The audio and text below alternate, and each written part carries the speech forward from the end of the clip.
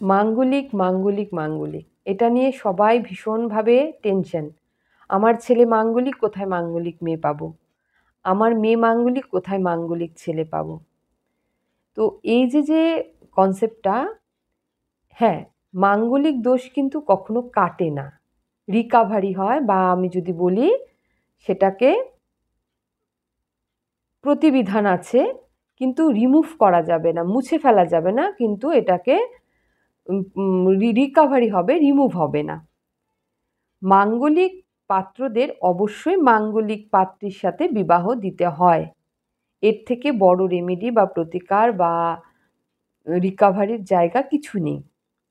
তার মাঙ্গলিক কিন্তু দোষ না গুণ, এটা তো জানেন না।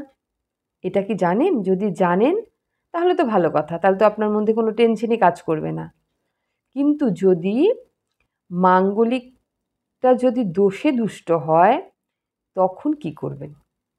সবসময় কিন্তু মাঙ্গলিক দোষ হয় না, কখনো কখনো সেটা আপনার জীবনে সৌভাগ্য এনে দেবে।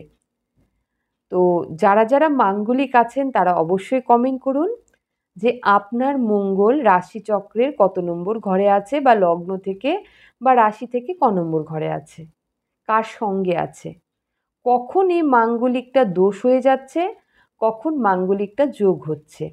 এটা যদি না জানেন তাহলে কিন্তু এই বিভ্রান্তের মধ্যেই থাকবেন যে হয়তো আমার বাচ্চার বিবাহ টিকবে না, হয়তো তার জীবনসঙ্গী চলে যাবে, বা দুর্ঘটনা হবে, ব্যয় হবে, বিভিন্ন রকম কিন্তু আপনাকে ভুল তথ্য আপনার কাছে পৌঁছে যাবে।